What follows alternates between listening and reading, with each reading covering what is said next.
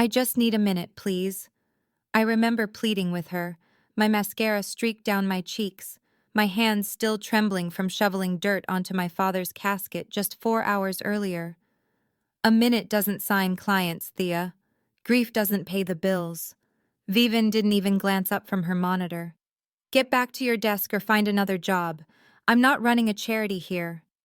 I stood in her office doorway, the ache in my chest so intense I could barely inhale. The funeral program was still folded in my purse.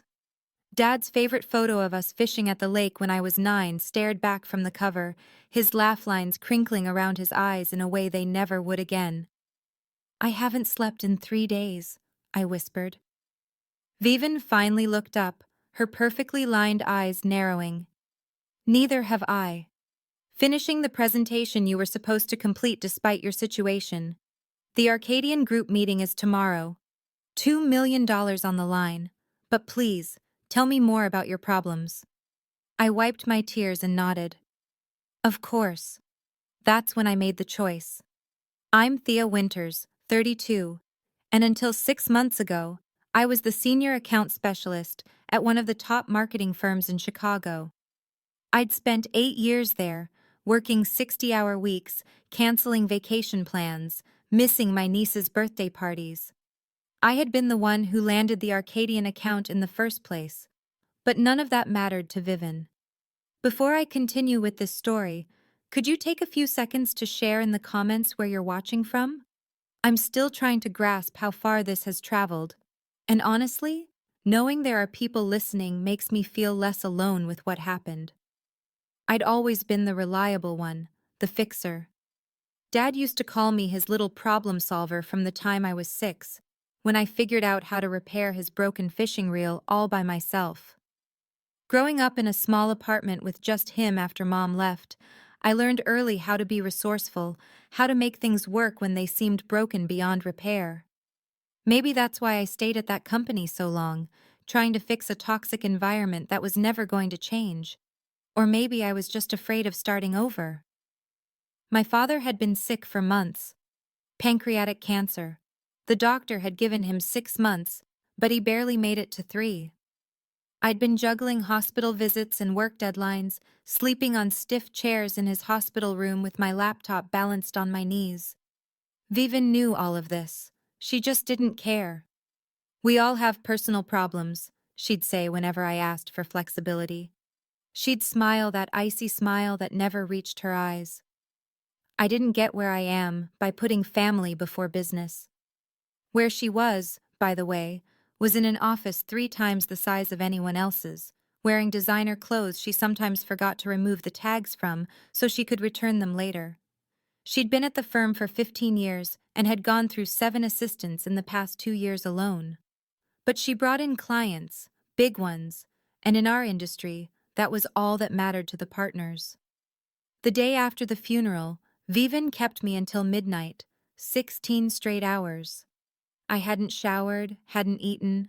My phone was flooded with worried texts from relatives still in town for the funeral, wondering where I had disappeared. The presentation needs to be flawless, she kept saying, sending me back draft after draft with vague criticisms. This feels flat. This lacks punch. This doesn't reflect our brand ethos. At 11:45 p.m., she finally rose, stretching like a satisfied cat. Well, I think we've got it. You can leave now.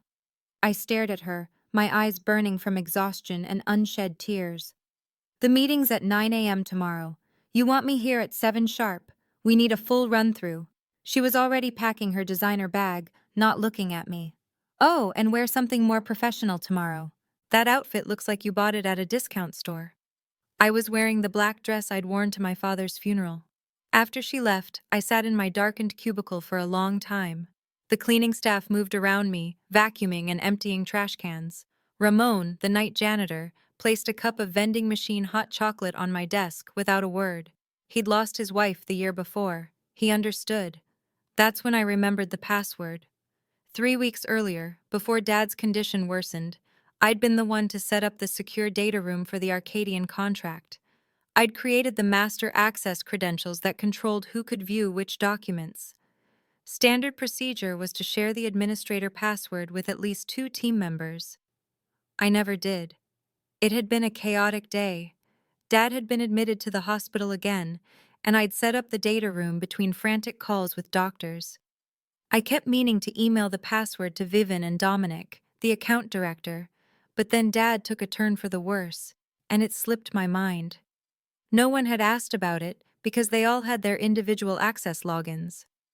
Only the administrator password could change permissions or add and remove documents. Only I had that power. I took a sip of the hot chocolate Ramon had left.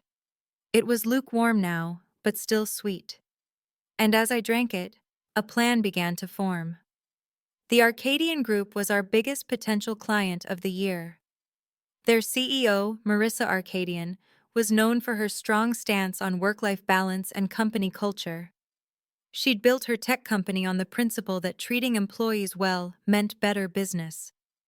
They'd been featured in business magazines for their progressive policies that were the complete opposite of how our firm, how Vivven, operated.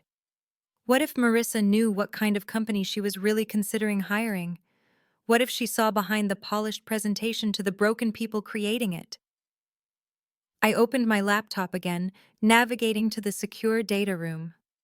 I logged in with the administrator password and then began to work. I didn't alter any of the official documents. I'm not stupid, but I did create a new folder labeled Company Culture Overview Confidential. Inside, I uploaded a document. It contained everything: screenshots of emails where Vivven demanded employees cancel medical appointments, the time she made Owen work through his sister's wedding because family events happen all the time, billion-dollar clients don't, the staff turnover rates hidden from clients, discriminatory comments she'd made about Allah's hijab, and my own story, including a photo of the funeral program and time-stamped emails showing Vivven's demands that I return to work immediately. I set the permissions so this folder would become visible to the Arcadian team at exactly 9:15 a.m., 15 minutes into our presentation, when Vivven would be hitting her stride, talking about how our company values reflect your values. Then I went home and slept for the first time in days. I arrived at 7 a.m. sharp the next morning as instructed. Vivven was already there pacing, her heels clicking aggressively on the hardwood floors. Finally, she said, "Though I wasn't late, we need to rearrange the presentation order. I'll open, then you'll cover slides 4 through 35, then Dominic will close." That wasn't the plan. I was supposed to sit quietly and advance slides while she took credit for my work. "You want me to present?" I asked, confused. "Unless you'd prefer I fire you today instead of next week," she snapped. My blood went cold. "What?" Vivven sighed dramatically. "Don't act surprised. Your performance has been slipping for months. All these personal issues affecting your work. I've been documenting everything. After this client is secured, we'll be restructuring the team." She smiled thinly. "Nothing personal, just business. She was going to fire me after everything I'd given to this company, after working through my father's illness and death." "After last night, I understand," I said quietly. "Good. Now get ready. The Arcadian team will be impressed by our unified front." She turned away, dismissing me. I went to my desk and sat down heavily. My plan suddenly seemed childish, petty. This wouldn't just expose Vivven, it would blow up the whole company. Dozens of people would be affected, people like Ramon and Alara and Owen who needed their jobs. My finger hovered over my keyboard. I could still log in and remove that folder before anyone saw it. My phone buzzed with a text. It was from an unknown number. "Thea, this is Marissa Arcadian. Got your number from your email signature. I'm running late this morning.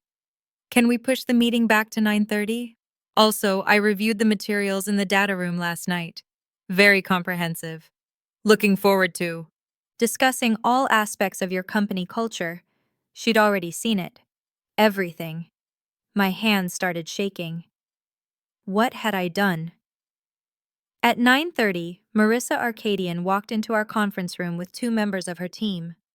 She was shorter than I expected, her silver-streaked hair cut in a sharp bob, and her keen eyes missed nothing. Vivven was all smiles and firm handshakes. Marissa, wonderful to finally meet in person. We're so excited to share our vision for your brand expansion.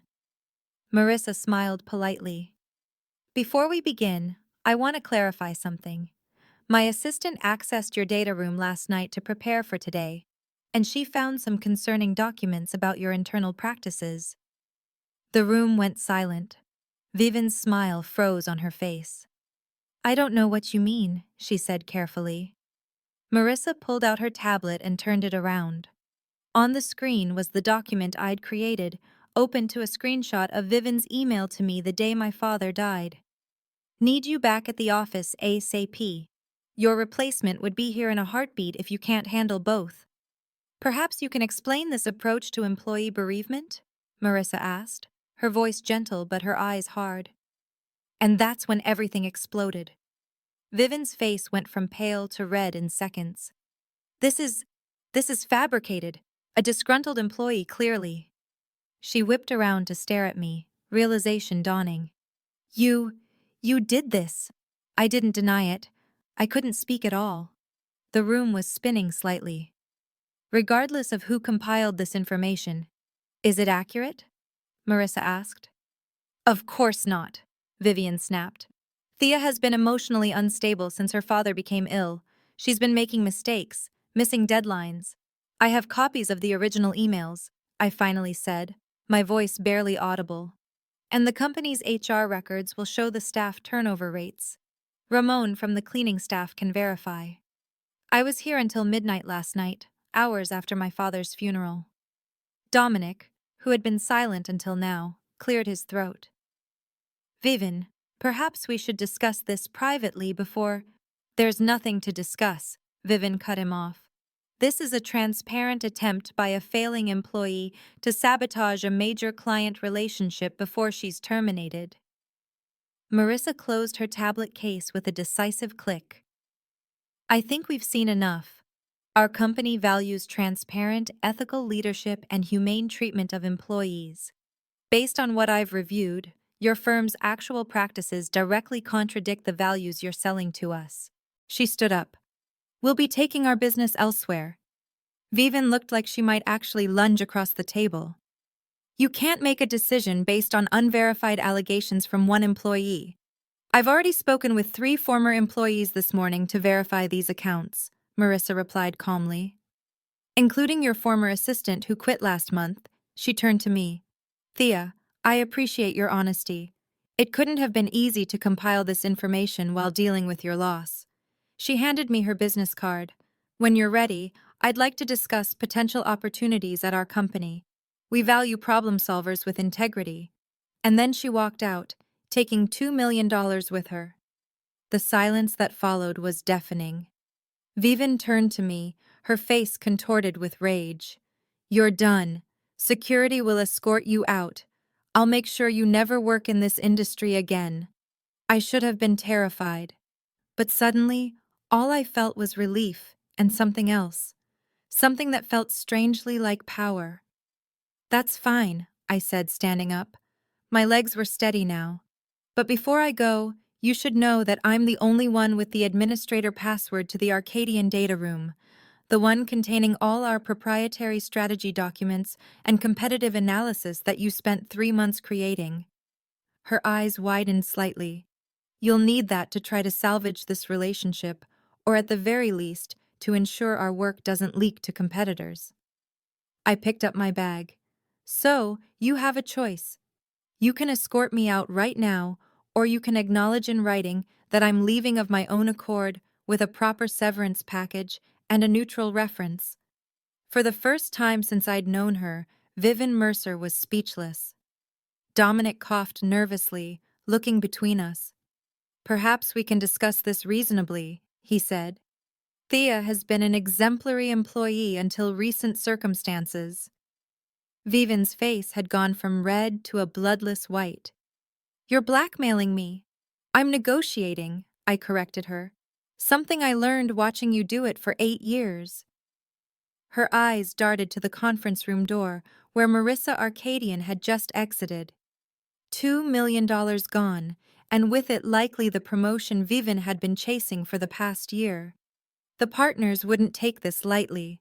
"Give me the password, and I'll consider your terms," she finally said. I shook my head. "Not how this works. I need the severance agreement in writing first. 3 months' salary, health benefits continued through the end of the year, and a letter confirming I resigned voluntarily for personal reasons." That's extortion. That's standard severance for an 8-year employee who's never received a negative performance review. I tilted my head. "Unless you've been falsifying those two." Vivian's jaw clenched so tight I could almost hear her teeth grinding. "Fine," she spat. "Dominic, draft the agreement." Now, while Dominic worked on the document, Vivien and I sat in silence. I could feel her staring at me, probably imagining all the ways she'd like to destroy me. I kept my eyes on the window, watching clouds drift across the Chicago skyline. For the first time in months, I could breathe. "I never thought you had it in you," she finally said, her voice low, always so accommodating, so desperate to please. I looked at her then, really looked at her, the perfect makeup that couldn't quite hide the lines of exhaustion, the designer clothes that were her armor, the tension that never left her shoulders. "That's what makes me good at my job," I said simply. "I see what people need before they know they need it." "And what do I need, Thea?" she asked mockingly. "Therapy," I replied, "and maybe some actual friends." Before she could respond, Dominic returned with the paperwork. I read through it carefully, making a few corrections before signing. As I scrolled my name, I felt 8 years of my life ending, 8 years of missed birthdays and canceled dates, and just one more revision before your go nights, 8 years of trying to earn the approval of someone who was incapable of giving it. "The password," Vivven demanded as soon as I set down the pen. I wrote it on a post-it note and slid it across the table. "Apology accepted. 2023. Her eyes narrowed. "Is this some kind of joke?" "The system requires a capital letter, lowercase letters, and a number," I said innocently. It met all the criteria. I stood up, gathering my few personal items. "Good luck with the partners, Vivven. I'm sure you'll find a way to spin this." As I walked toward the door, she called after me. "They'll never believe you over me. I'll make sure of it." I paused, my hand on the doorknob. I don't care what they believe anymore. And I realized with a strange sense of wonder that it was true. I walked out of that building feeling lighter than I had in years. Despite everything, Dad would have been proud. He always told me, "Standing up for yourself isn't selfish, Thea Bear. It's necessary." For the next week, I slept. I mourned. I ordered takeout and didn't answer my phone. I went through Dad's things and cried over fishing lures and old photographs. I did all the grieving I hadn't been allowed to do. On day 8, I finally listened to my voicemails. 3 were from former coworkers expressing shock over what had happened. Apparently, Vivven had told everyone I'd had a mental breakdown and had to be let go. But the company grapevine was buzzing with rumors about the lost Arcadian account. The 4th message was from Marissa Arcadian herself. "Thea, I hope you're taking care of yourself.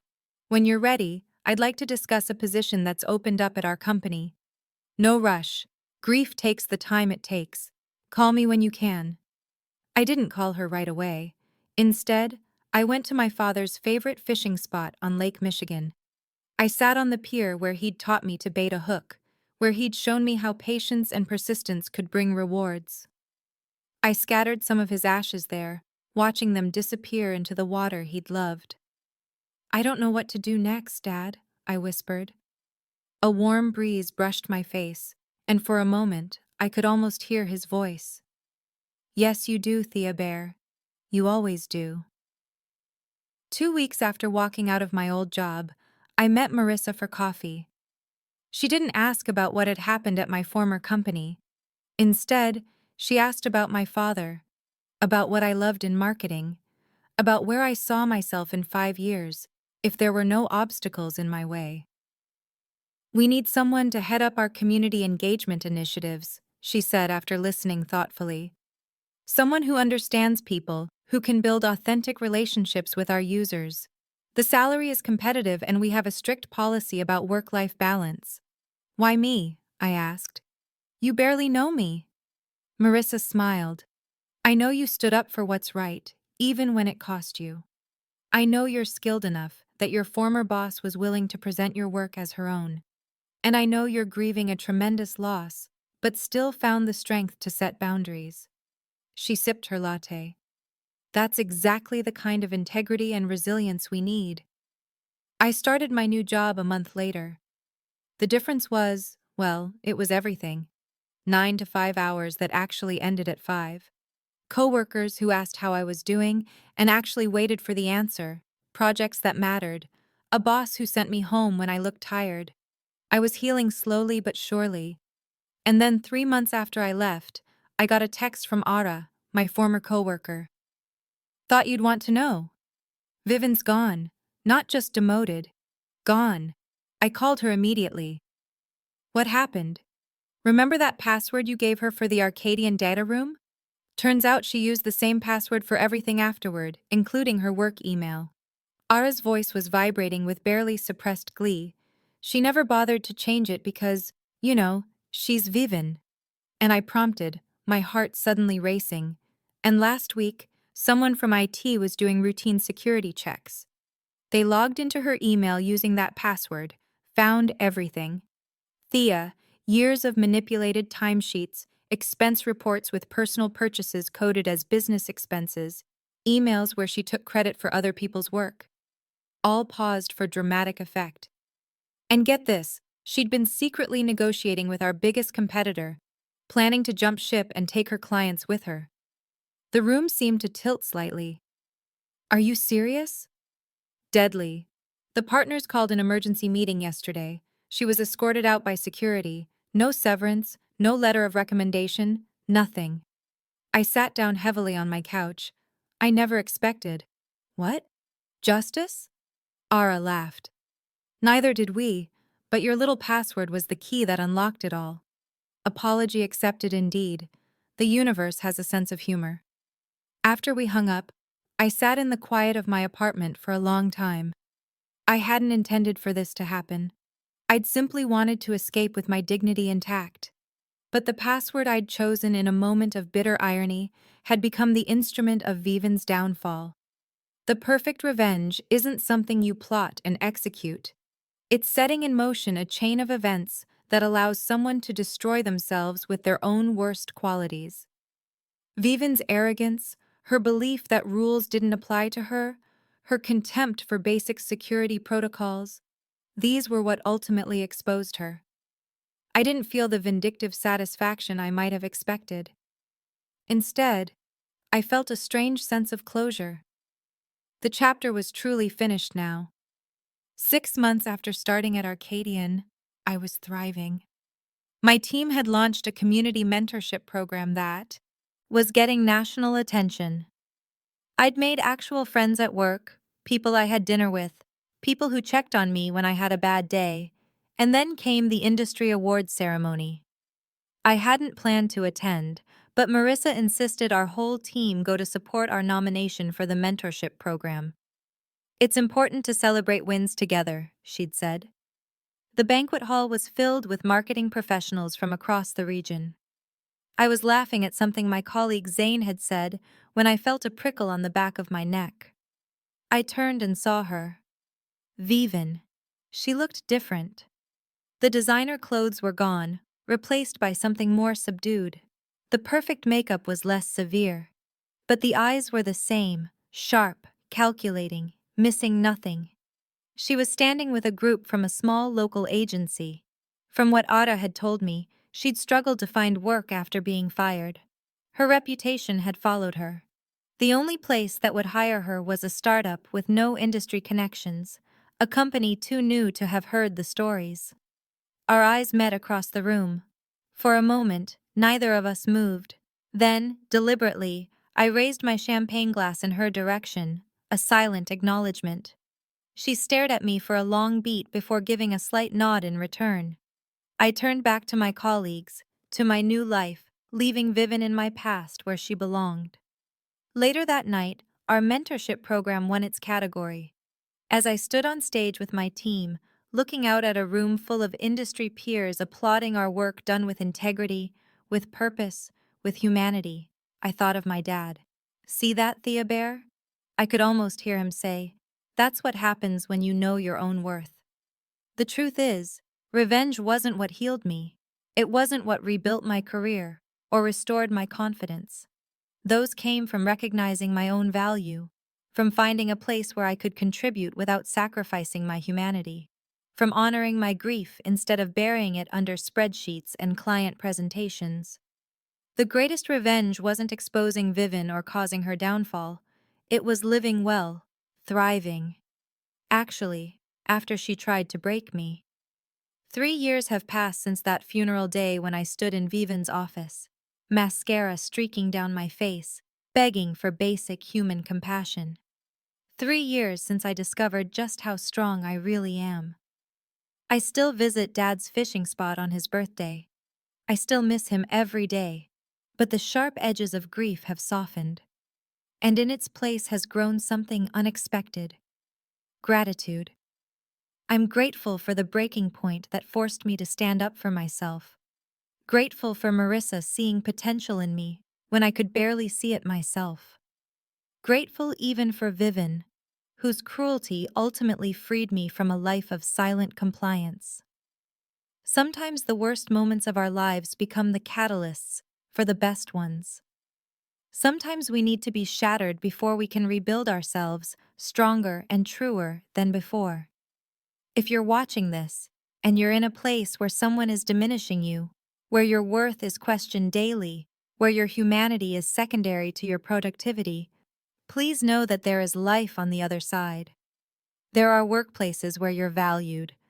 There are people who will see your light even when others try to dim it. And if you've already walked away from something toxic, if you've already taken that terrifying leap into the unknown, I see you. I'm proud of you. Your courage matters.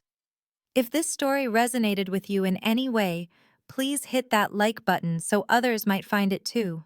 Leave a comment about your own experience. I read every single one. And subscribe if you want to hear more stories about finding strength in unexpected places, because that's what we're all doing, isn't it? Finding our way back to ourselves, one brave decision at a time. Remember, the most powerful thing you can do when someone tries to break you isn't to break them in return.